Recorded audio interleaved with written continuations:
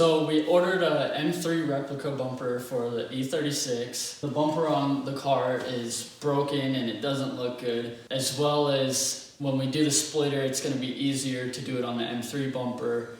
And the third reason we're going to be doing it is because just in case I want to add force induction to the car, we need a bigger mouth for airflow for like an intercooler or oil cooler and whatnot. And if you see the car is kind of tucked back in there on some dollies, so we'll pull the car out, we'll get the old bumper off and get the new one on. So this is an original bumper that came on the car. As you can tell, half of it is missing. And the reason we did that is because we thought it would look better with the bottom part cut off. The bottom part was all broken and whatnot. And then if you look over here on the side, as you can tell, there's a piece missing right here. And so we're taking it off and replacing it. So another thing we're gonna be doing today is adding these fog lights. They should just be able to fit right into the bumper real nice and easy. We taped them up to protect them because we got them a couple months ago, and so we had to store them for a little bit. But that's what they look like. They're smoked a little bit. I personally, I like the smoked look over clear or orange or whatever else there is. So before we get too excited on the new bumper, we're going to show you how to get the old one off. It is super easy. Unlike most cars, the headlights don't have to come out, none of that. So you actually just pull the trim off and there'll be these little tabs underneath. So there are these little push tabs. There's one every about 6 to 8 inches along the front, and you'll just pry those out with a tool prying kit. We've got a little yellow set that we bought from Harbor Freight that we'll be using to pull these out. If you keep them in good shape, you can reuse them. The other thing you can do is what we were thinking is using a nut and a bolt. Just put it through and then it comes out the backside. So we're not sure if we'll be reusing this, but that's how easy the bumper is, and we'll get the rest of it off right now.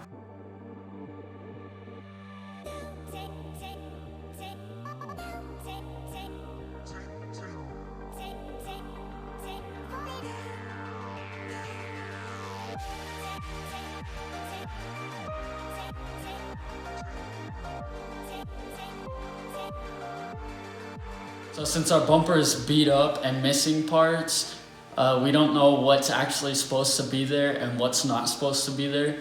But this is basically how we took it off of our car. For you, it might be different because yours might be in better condition. For instance, right here, there might be pins that go through it. We didn't have anything that was holding it into place by these tabs. There was only one of these on the bumper. So your removal is gonna be different from ours.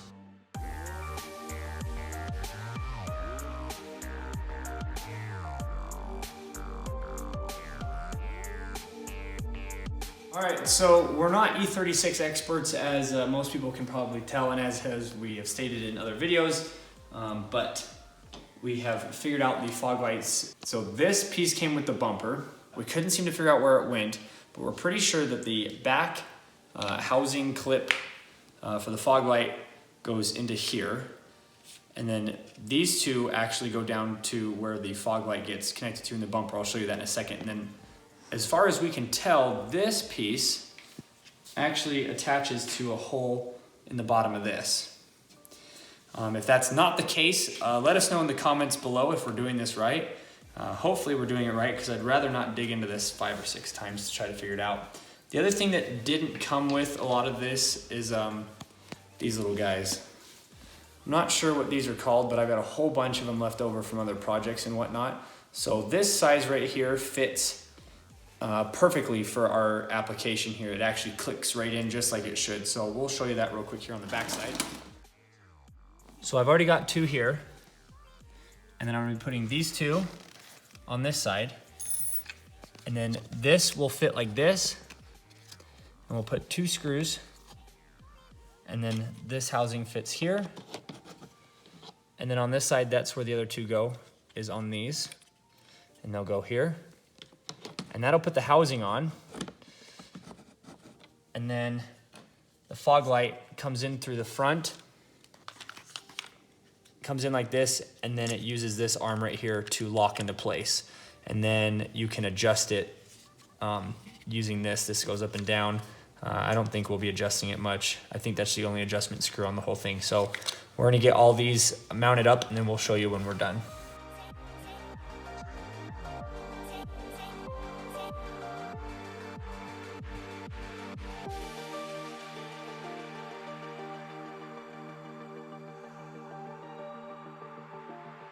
let's get this bad boy mounted up.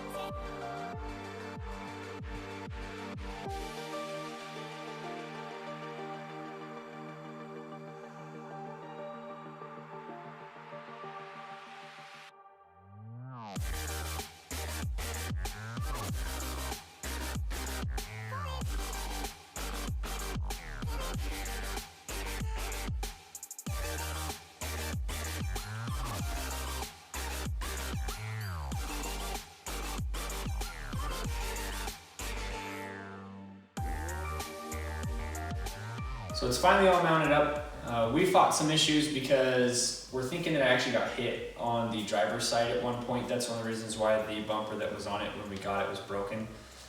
So the actual bumper, the metal bumper underneath, was bent a little bit, so we had to fight that a little bit. So we actually ended up taking it off and adjusting it so that the bumper cover would fit on there properly. The other thing that worked out really well for us was actually using bolts and nuts instead of those push pressure clips that come with it. We took those pressure clips and we stuck them on the front, the extras that were left over, stuck a couple on the front, and then we stuck 4 on the bottom. So the bumper is not going anywhere. In fact, it's probably the most secure bumper I've actually ever put on a car aftermarket. Not even my bumper on my car is on as tight and as snug, and this actually has better fitment than any other vehicles that we've done bumpers on. So personally, I'm very happy with it. It turned out really good. I like the fogs. They are pretty flush. The bumper isn't sticking out at all. As for the caution tape on the bottom, that's basically our way of saying that the bumper's under construction. I mean, it's just for fun, basically. That will be taken off after we get the bumper painted, and so it'll look cleaner. We're gonna leave the trim black. What's really cool about this bumper is the splitter that the tape is on is actually built into the bumper, so when we go to do our splitter, it'll kind of flow into that instead of having to do like an aftermarket lip. So on my car, we did the splitter and the lip, and so in this car we won't have to do that, and that's what the tape is actually stuck on right now. An M3 wouldn't actually have that sticking off the front like that, so we decided to just have a little bit of fun right before we wrapped up tonight's project, and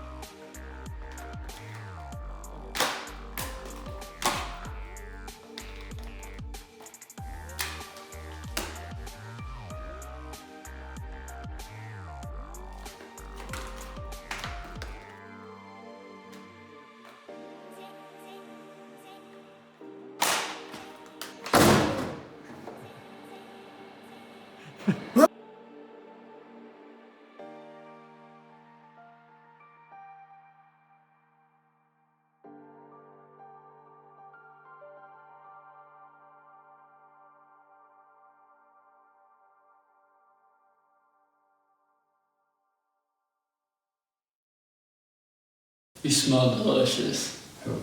You. I smell delicious? Yeah. Why are you saying that? You smell like... Smell like detergent.